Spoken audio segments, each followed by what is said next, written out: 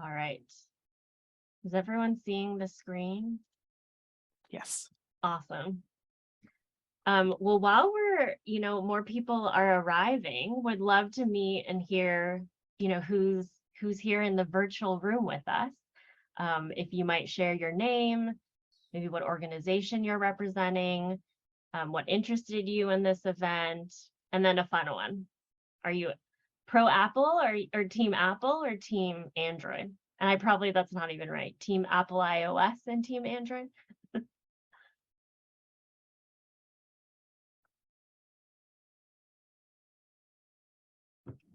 We've got an Apple iPhone voter. Thanks. Would you like me to go? Sure, yeah. So hi, everybody. My name is Megan Davis. I'm with the Department of Rehabilitation. I was really excited about this event. Not only have I had the joy of being able to work with NeuroTalent Works, which I'm sure Jessica will talk about in a little bit, but I'm also really excited about NDEAM events. So shout out to National Disability Awareness related events. I'm very excited about it. And I know we're going to be talking about business grants a little bit today as well. I am pro Apple for FaceTime purposes, but I tell you what, Android is creeping up there. I don't know. We'll see. Thanks. All right. For everyone that's still joining, we'd love to hear, who's in the room with us. If you want to type it into the chat, or if you want to say hi, your name and organization, maybe what interested you in this event, and if you're team Apple or team Android, or both. Yeah, thanks, Justin. We're going to give everyone a couple more minutes to arrive here. But thank you so much for being here with us today and taking the time out of your schedules to join us. We really, really appreciate it.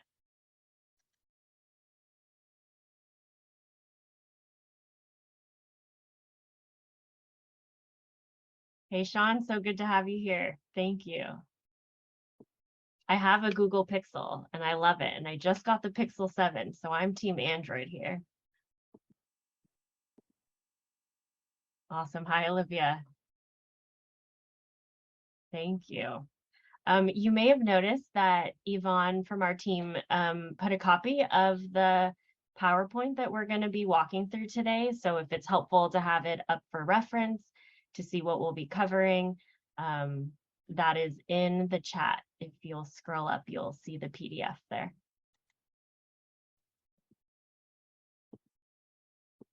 Okay, thank you all who are joining. Okay, looks like we have a few more people in the waiting room, so we're going to give everyone another minute or so. And feel free to, we always love seeing people's faces. If you want to drop in and say hi on video, if not, feel free to stay off, do whatever is most comfortable for you.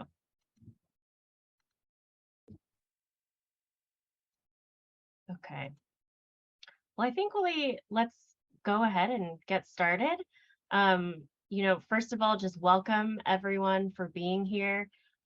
Thank you for taking the time to join us. Happy October. We can't believe it's the end of the year already, but we're excited to share with you today about some initiatives that are coming up for the next year or two ahead as you're maybe planning for the year, and to introduce you to neurodiversity inclusion. So Megan mentioned it before, but October is National Disability Employment Awareness Month, or NDEAM. If you use and go search that hashtag, you'll see it. This is from the Department of Labor. And this year's theme is disability, part of the equity equation. As many of us know, in diversity, equity, and inclusion efforts, there's a lot of conversation surrounding it. But unfortunately, disability and neurodiversity have not been as much at the forefront in the conversation. And so today we're so excited to introduce you to neurodiversity and to be with other practitioners that are in the room here that are very knowledgeable of our community and this work too. So we welcome your knowledge, your collective knowledge to share. Feel free to drop comments, questions into the chat, and we'll get to them towards the end. But thank you for being here today to explore what it means to have a diversity of minds in the workplace. So a quick introduction. My name is Jessica Lee. I'm Executive Director and co-founder of NeuroTalent Works. We are a nonprofit organization based in Los Angeles, and we are partnering with businesses to advance neurodiversity inclusion and to connect employers to neurodistinct talent. And I'm joined by a guest today, Dennis, and I'll let Dennis introduce himself. Hi, everyone. Glad to be here. Thanks for inviting me, Jessica. My name is Dennis Tran. I'm DEIA advocate and social impact storyteller. My background spans a variety of sectors, including digital media, entertainment, technology, healthcare, and philanthropy. And I am a late diagnosed ADHD autistic person. Thanks, Dennis. Okay, so our agenda today, we're going to start with an introduction to neurodiversity, dig in a little bit more into what it means to have a diversity of minds in the workplace, and then talk about these small and medium employability grants that are available through the Department of Rehabilitation. Megan Davis is joining us from DOR, so she'll be here to be able to answer some questions. Thank you for being here, Megan. We're so excited. This is where a lot of large businesses have had opportunities to advance neurodiversity inclusion. DOR is providing this funding for small and medium businesses to receive that same level of quality and training, support, and we're a partner in that. So we're really excited to share what is being offered and what you can take advantage of if you are a small and medium business, or to share with those that you know. So we do want to take a poll just to get a sense of who's in the room. And oops. Yvonne, are you able to? Oops, okay, sorry, y'all. Okay, let's try this again. Okay, let's see if I can run the poll. Okay, there we go. Are you seeing okay, there we go. The poll just launched. I know the text is a little small here. So the question is, what is your familiarity with neurodiversity? 1, this is new for me, but I'm excited to learn more.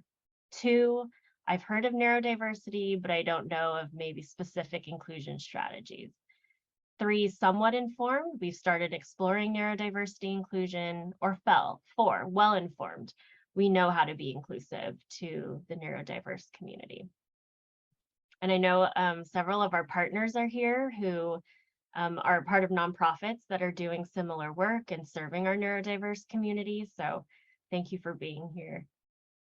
Okay, this is a great spread. Okay, so it looks like we have a bit of like half and half. And hopefully we'll be able to cover both some basics and then also getting into some specific strategies for those that are more familiar. Thank you for participating. Okay. Oh, I'm sorry. I'm still learning Zoom. Now you can see the results yourself. Sharing the poll results here. You'll see that it's a pretty even spread across those that are familiar and those that are maybe not as familiar and learning. Okay.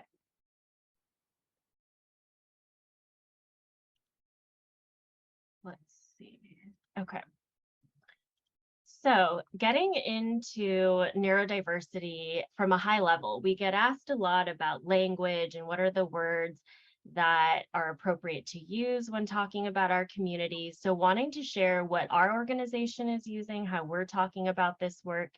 Neurodiversity refers to a group of people, and it's really looking at embracing a diversity of minds, and that there is a neurodiverse community.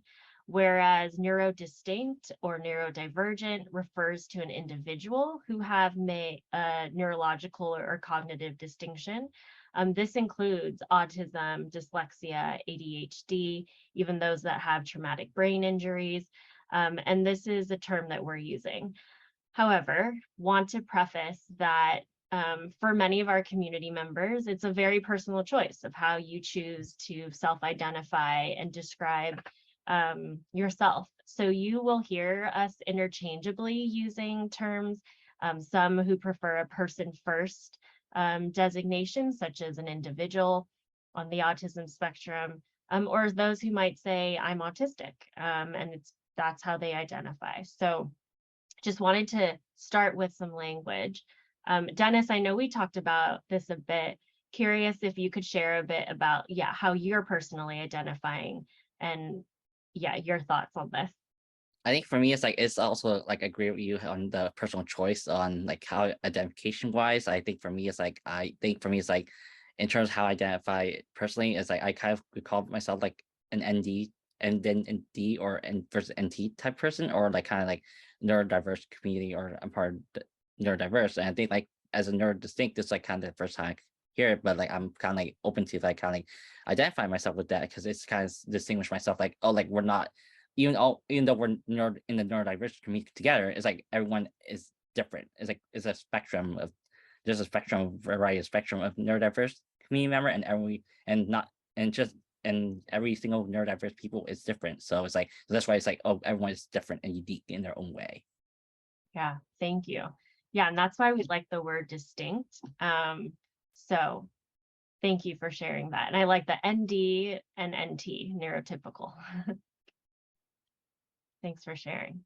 And so, putting some greater context to this for those that are newer to neurodiversity, diversity, equity, and inclusion has really been advanced, but you may see DEIA, and this is really increasing the visibility to accessibility to the disability community. We, as an organization, are focused in neurodiversity, which is talking about cognitive diversity. A lot of initiatives in businesses today in relation to DEI are more around identity diversity, such as gender and race. And those are more apparent, you could say, versus cognitive diversity is not apparent. And this adds a certain amount of complexity, but also huge opportunity to tap into what it really means to have diversity of minds in the workplace, which is ultimately what we're all contributing from a DEI perspective. And so today we'll dive into some of, what that means and looks like, but this is how we set the context and why we feel it's so important for businesses to really be thinking about cognitive diversity as an added and just as equally important component in DEI efforts. So thank you for being here today to learn with us about it. So to tap into our own neurodiversity, if for those who can see the PowerPoint slide here, we have an image, and I will ask if you could type into the chat, what do you see in this image?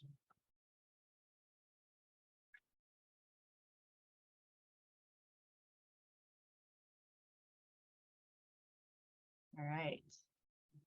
Thank you so much for all of this involvement. I appreciate it.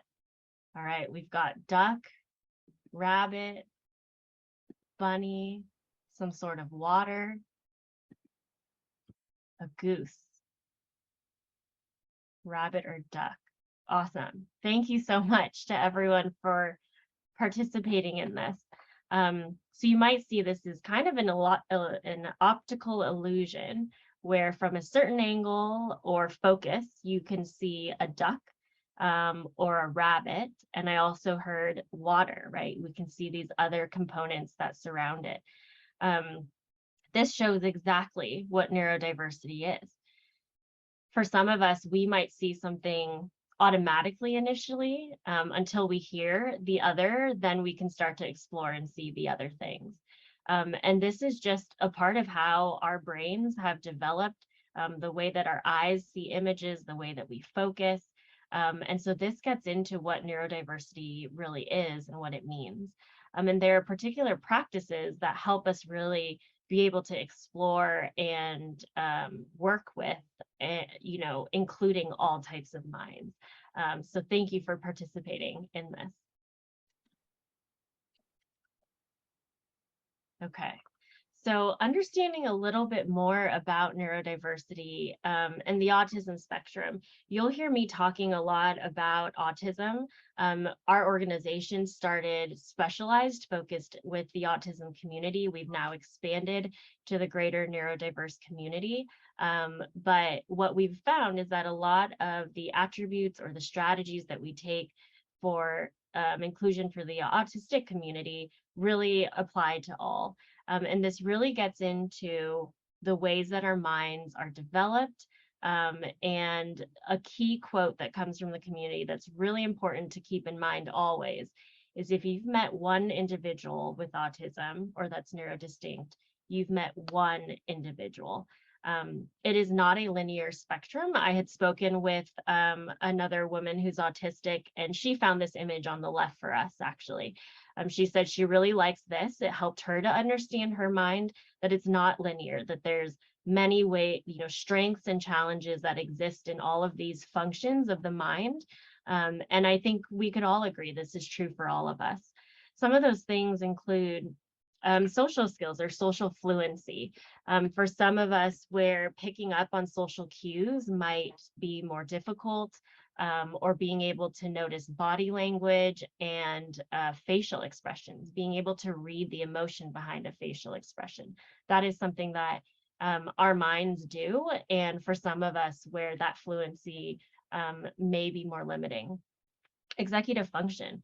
Different ways in which we plan, organize, problem solve, and even manage our time. For some of us, we can sit here for 15 minutes and know and feel in our bodies what 15 minutes look like and how much time has passed. But for others of us, we can't. We need a clock or we need a timer, something that helps us to track that time in a visual manner. And so it's really understanding this and then how we can work better in the workplace with each other. Sensory sensitivities as well. We see this a lot in our community where there might be overstimuli to noise, light, or touch. And also you might notice certain behaviors physically for some in our community who might be rocking back and forth or fidgeting with fingers. These are all self-stimulatory activities. We do these things to actually calm ourselves. And it's similar to, I have a stress ball that I have at my desk that's behind me that I use sometimes, or pacing around in circles. People bite their nails. There's all these things that we do. And it's understanding that and really knowing that this is all what comes from having a diversity of minds and preferences. And so with these developmental differences of our mind also comes some really unique gifts and contributions from the neurodiverse community. I'm not going to go through all of these, but what is fascinating about the brain is that because of so many developmental differences, there are also some gifts that we see in our neurodiverse community. Again, we cannot draw a broad stroke and say this is true of everybody, but for some who we've even met that have really good attention to detail and accuracy, or are able to have this visual spatial thinking where they see data patterns in a completely different way than what you could say a neurotypical mind might see. And there's so many contributions that the community brings. And for businesses to really think about what are the strengths that we can capitalize on from all of our talent, but especially what does the neurodistinct community bring to us as well, and to have appreciation for that. I'm going to hand to Dennis to share a bit more about this as well. Yeah, so here what you see is like a picture of a diagram of like ADHD, and what you see on the surface level is like on top you see like an ADHD person might be the one talking fast, or they may be creative. I know there's other traits that ADHD have that are not shown here that are more like negative, like they'll procrastinate or they're late. And it's like kind of this type of thing that we kind of have based on our own judgment that we could see that it would possibly be that, oh, this person is unproductive or not going to be contributing to society until like, and it's like similar to the image that you saw earlier with the duck. It's like, yes, as they kind of take a closer look of that image, you'll see other things come up, like a rabbit, or there's water. So you kind of start noticing the little things that on the side. So with this thing, it's like with this image here, it's trying to say that with an ADHD person, it's like they have other traits and characteristics that the unique gifts that are there. It's applicable for, it's different for everyone, but there is generally, there's like a lot of strength that underneath the surface that is hard to tell, and like unless you kind of take the time to get to know them. And it's just like, and here are some of them listed below, and it's what, and these sort of traits that mostly are what would help them thrive in a workplace, but often get mislooked at, or like they get passed off because of their other traits that people judge off of, because they see them as like, oh, they're too good for this job, or they're too much for this job. But then at the same time, you actually take a look at like what they can contribute to your organization or businesses, it actually is like more beneficial. And I think like as a society, we need to kind of take a look at like how just be able to be open to the differences and like the strengths and weaknesses. And just tying into earlier when we mentioned about Android, are you Android or are your iPhones, and like let's say someone is an Android and someone is an iPhone, like it doesn't mean that you can't coexist. You can still coexist and just be able to learn from each other in the process of it. Thanks, Dennis. Yeah, and I remember when we talked about like, it's like different operating systems, right? iOS and Android, but they're both great. Just a little different in the operating systems and preferences.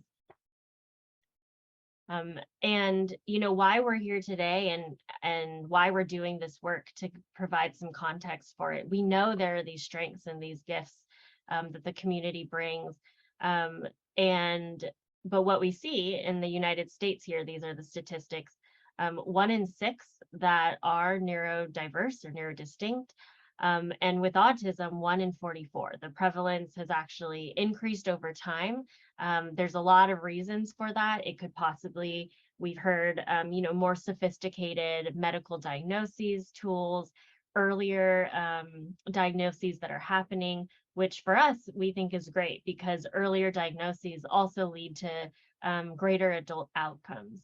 But currently what exists is there's a lot of services for children during their schooling years, but upon graduating from high school or college, they drop off what we call the service cliff. Just much fewer services and organizations that are focused in serving the adult population.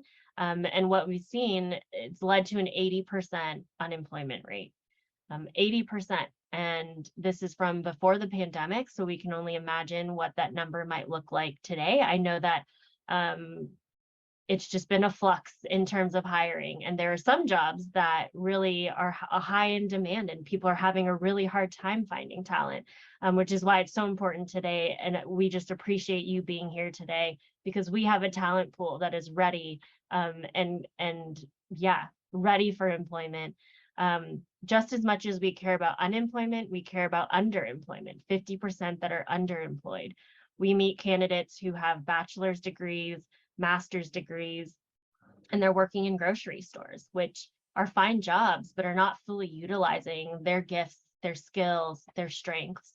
And so we're here today to help you to explore what it could look like to be inclusive for this community and to hire from our community as well.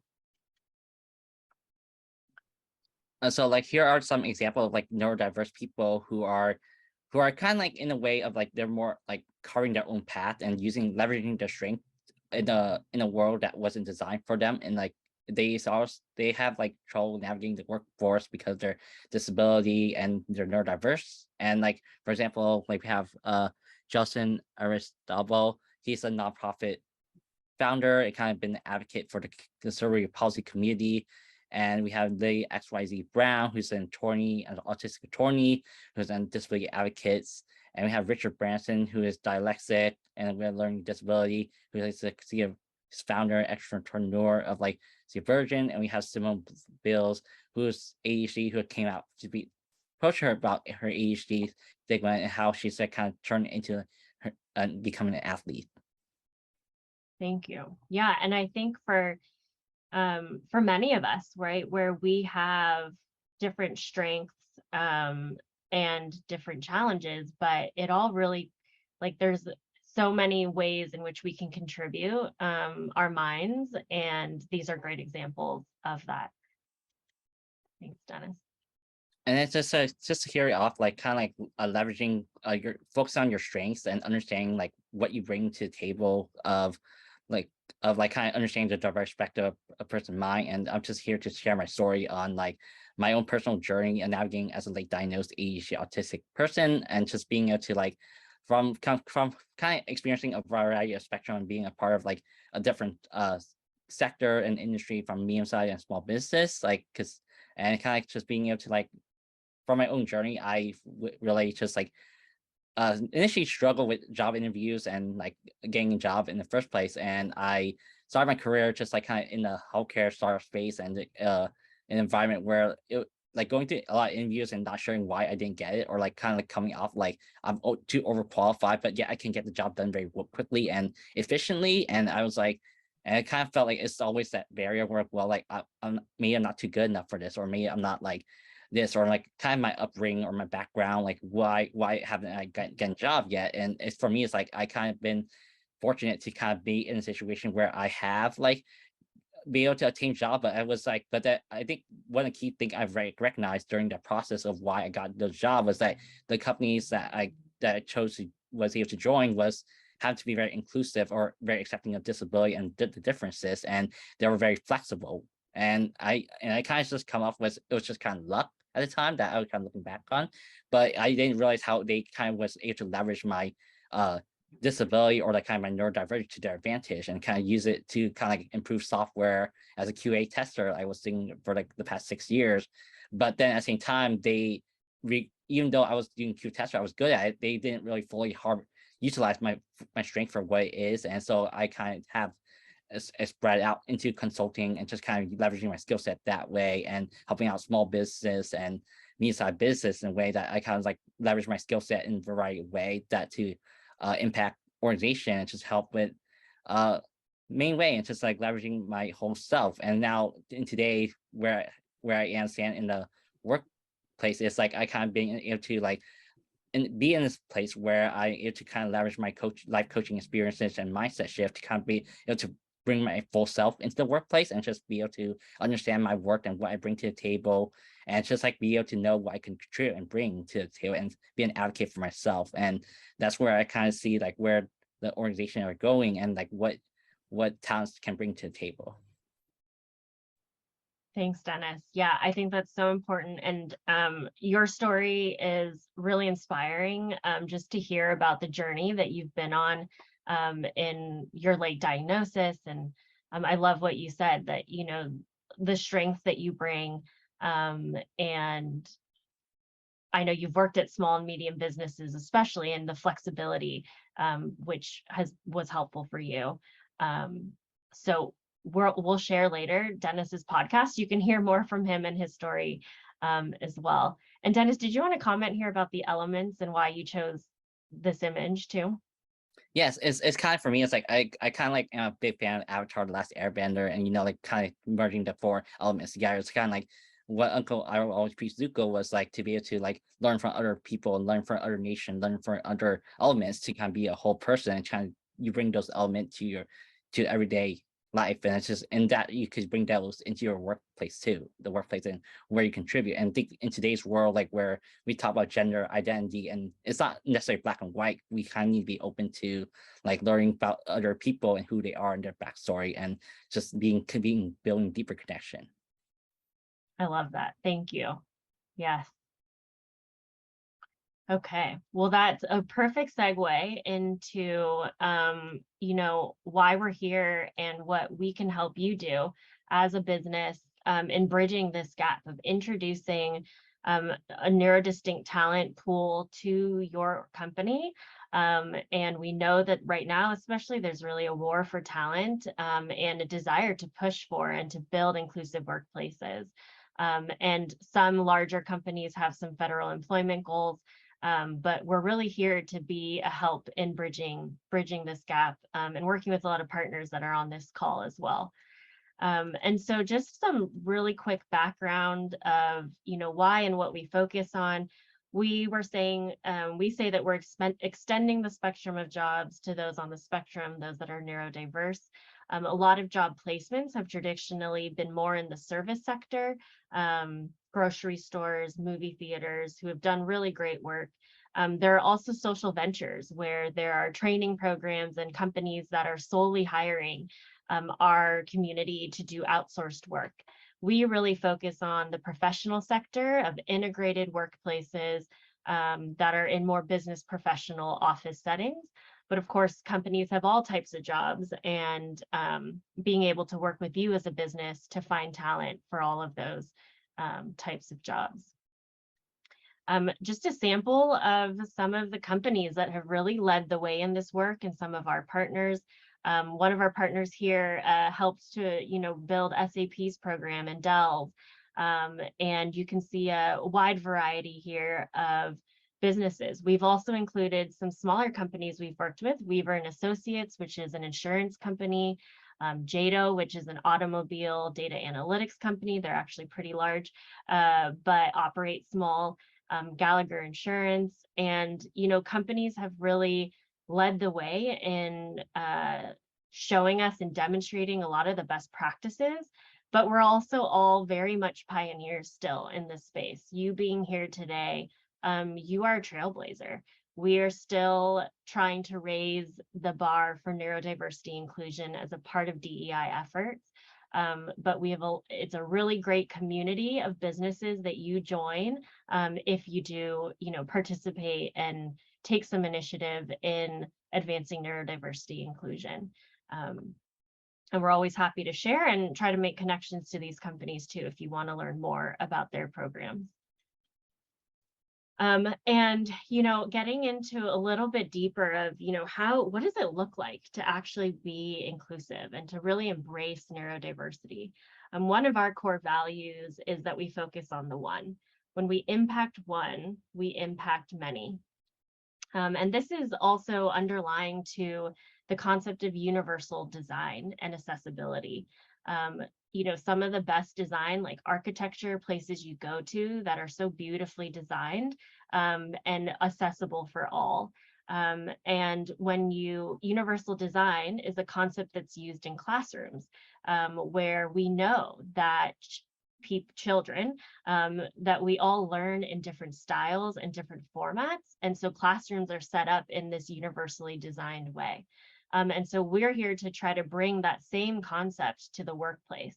How can we design for all types of minds to contribute and to be included in the workplace? So an example of universal design and the power of what this could look like. I love cooking as a hobby and for survival. And so I read a lot of cookbooks. And there are cookbooks where you may see a recipe like this, right? It's just all words that are describing how to make this dish that you might be cooking.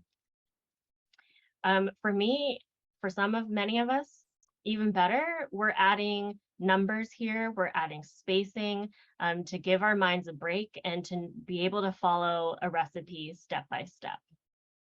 Well, in a universally designed version of this, we have this far right image, which shows, a picture of the finished product.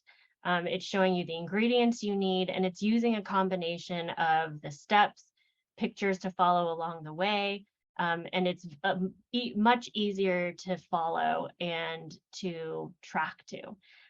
In the workplace, there's so much we can take from this. The way that job procedures are written and presented, that can be helpful when we take a universal design approach, having a sample of the finished work product for people to refer to so that they know how to build something along the way. This is something that I think all of us can relate to, would be really helpful and good.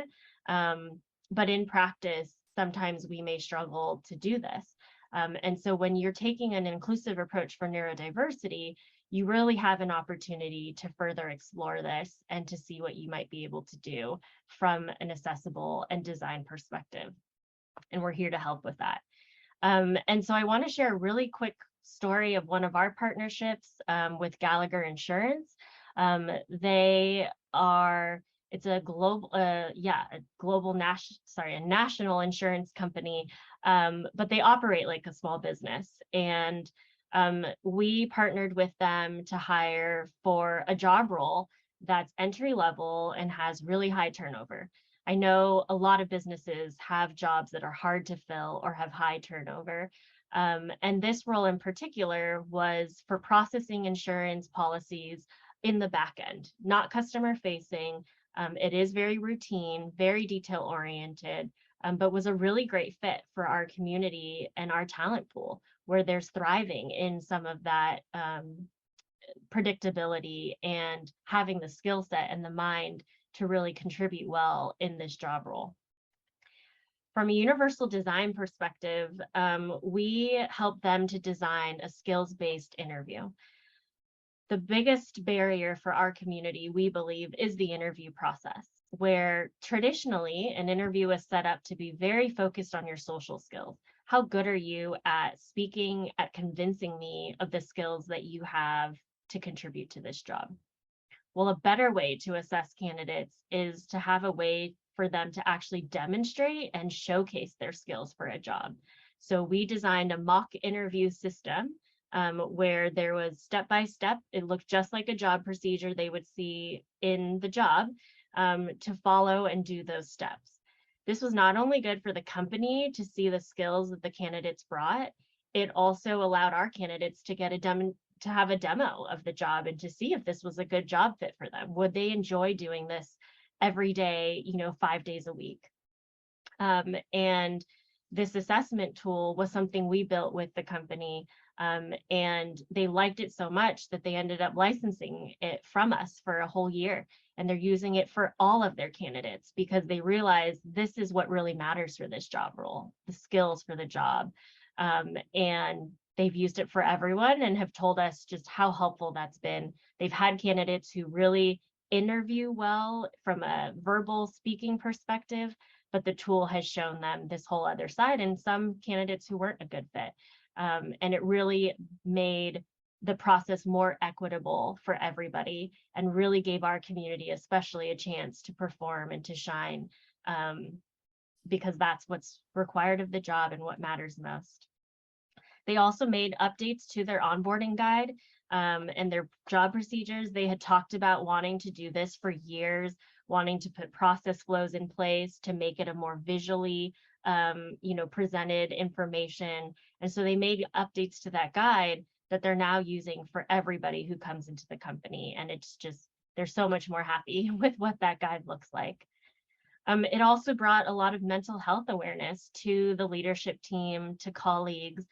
Being able to talk about these things was really important to the company and something that they didn't expect to happen from partnering with us and doing us offering these trainings, but the culture that was built around it, that really, during a pandemic especially, where many of us were struggling with mental health and still are, that there was space to show up as you were and to talk about that in the workplace.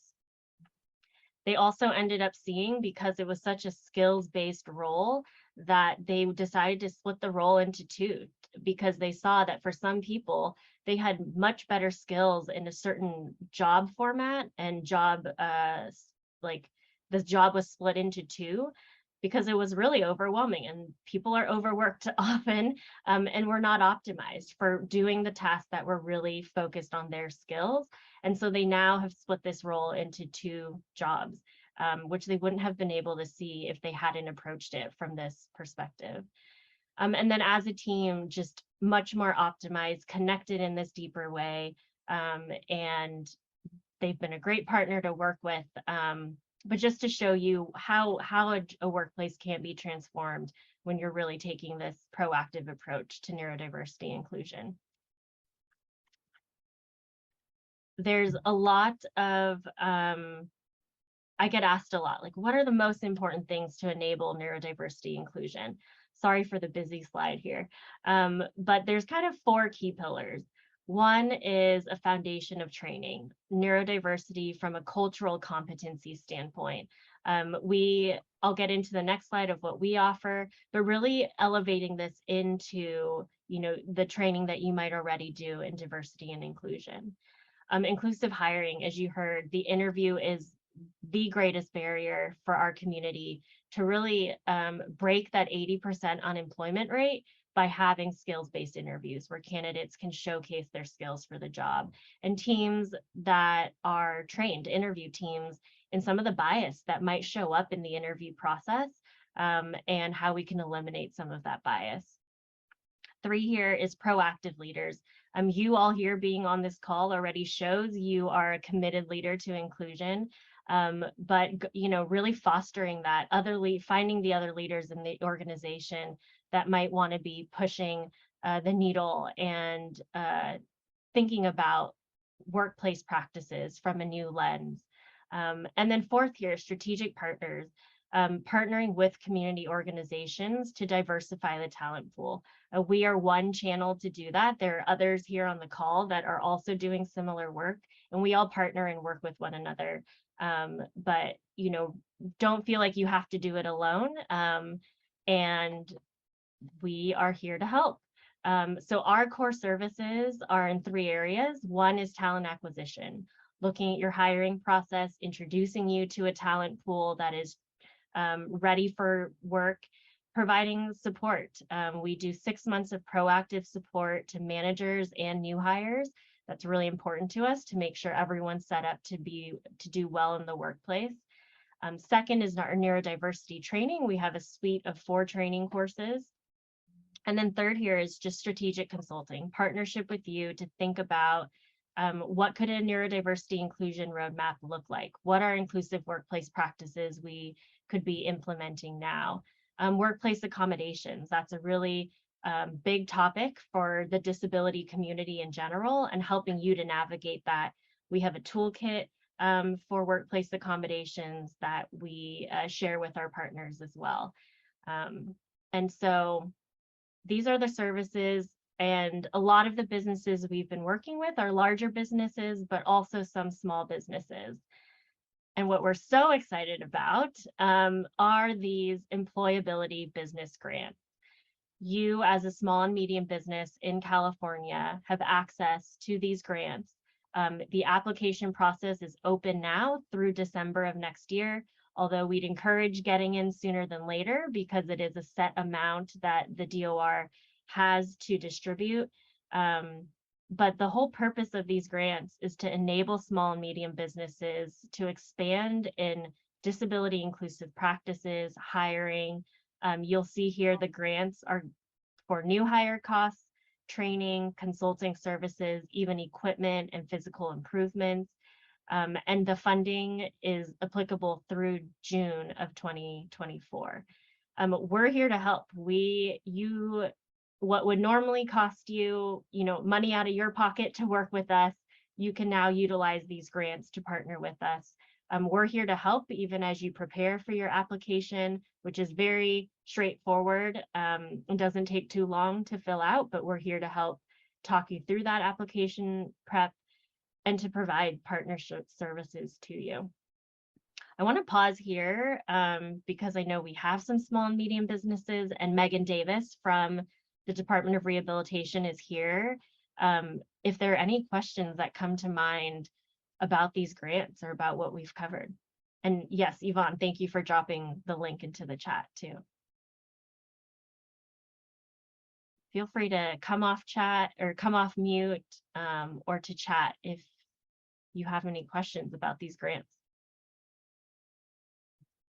Or you can save them till we're towards the end also. Yeah, and I'll also put my email in the chat. So if anybody has a question that they think of later, feel free to shoot me an email, or I'll put my phone number in there as well. Thanks, Megan. Really appreciate that. Okay, well, we will move on to a couple of final slides. Dennis, I'll hand to you. Yeah, so for these allies, it's like kind of be able to like kind of hear some example of like what it takes to be an ally, but like kind of coming off an example, like first-hand example, like me and Jessica, where she's NT and I'm also neurodiverse. Like we kind of we only met each other like a couple months ago, but like we kind of have like this dynamic of like how we kind of have a flow of like how we have that open and honest communication with each other and be able to like have that curiosity kind of get understanding each other on a deeper level, to be able to have like such support and encouragement to kind of be able to like build a foundation where we can actually work together and have a cohesive, healthy work environment together. Yeah, thank you, Dennis. It's been such a pleasure to work with you on this presentation, and yeah, that this is how it should be in the workplace, in working together.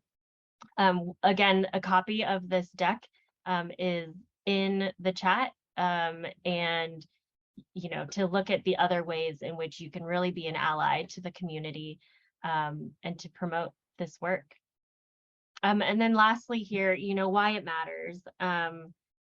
From our talent, we've heard people share that, just appreciation, that we see them and treat them as an equal, and that their value and their strengths are appreciated, and the work we're doing. Hiring manager who told us, if I got one of your client candidates blindly in an interview, I may have overlooked them, but because I received neurodiversity training, I was able to look beyond how good someone was at talking and really focus on their strengths and their skills that they could bring to the job, and said any of your candidates could do the job. And most of our managers just struggle because they wish they could hire everybody. And then parents who share with us about, what we're doing, especially as a parent of children who are neurodistinct, that when they are 18 years old, there's more confidence and hope in the world, that they're helpful people in it, and employers that are working to be inclusive to this community. So thank you everyone for being here. Our contact information is here. A special plug for Dennis for his podcast to hear about his story, and other speakers from the community. But otherwise, really want to open the floor to questions. And yeah, we're here. I have a team of experts that are here on the call too. If you have any questions at all about the community, about our work, about these grants. But otherwise, thank you so much for just being here and joining us today. I just want to say thank you, and thank you so much, Dennis, for opening up and sharing a bit of your story as well. So awesome. Thanks so much, you guys. Thank you. I'm here, Jessica. Yes, Justin? Yeah, that's me. I do remember Danielle Hunt from before. Yeah, hi, Justin. How are you? Good, yeah. Good. And whenever I ask for like a whenever I ask for voluntary self-identification in the labs, it feels like it asks for disability. And there has been like, I don't feel like there's a problem, so they feel fear of discrimination or stuff like that. Oftentimes like that. So that's why I said yes, because it feels discriminatory. Yeah, it is. We know it's a very personal choice if you want to disclose your disability. And I hear you of what the discrimination that the community is concerned about. And, I think, well, two things. One is our organization is putting a training together that will launch probably early next year, that's around exactly this: self-disclosure, accommodations, self-advocacy. How do you make that decision as somebody who does have a disability or is neurodistinct? So wanted to share that. The second thing is for companies to know that why this work matters so much. When you as a company are publicly sharing, or even trying to recruit neurodiverse talent, it shows that you are committed to understanding what it looks like to be a place of belonging. It doesn't mean everyone has to disclose, but I know for many in our community, they share that they would be more willing to disclose when they know the company is taking proactive efforts in disability and neurodiversity inclusion. So I appreciate that you brought this up as a topic, Justin, because it is a really important one to talk about and something we advise companies on as well. And also something it has to do with, like, you know, when it comes to certain kind of interviewers, some might be complex, some might be simple. Is when it comes to simple ones, it may be no issue, although that they would advance regardless, even if it doesn't have any bearing with autism.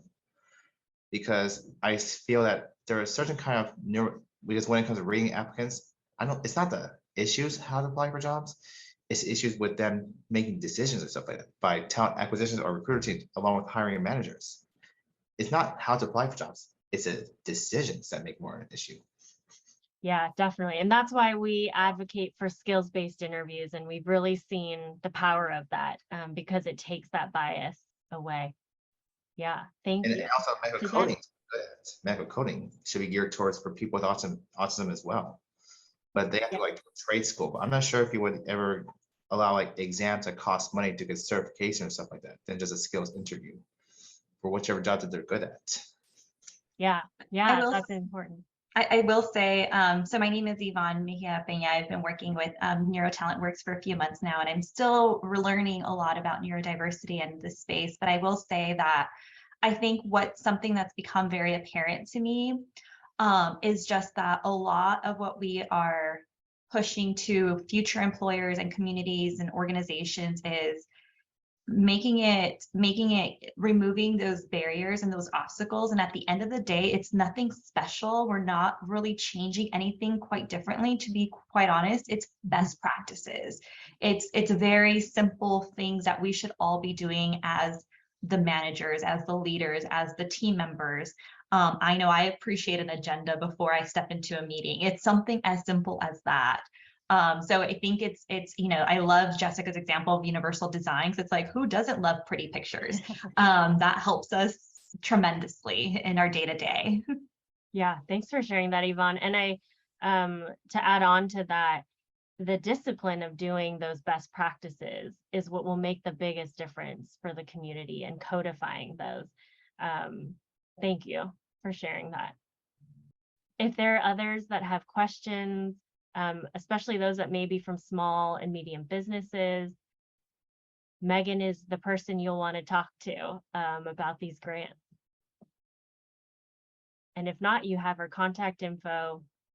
And we just appreciate the help spreading the word to businesses that this is a really huge, great opportunity to take advantage of, to make your workplace inclusive and to receive training on disability and neurodiversity inclusion.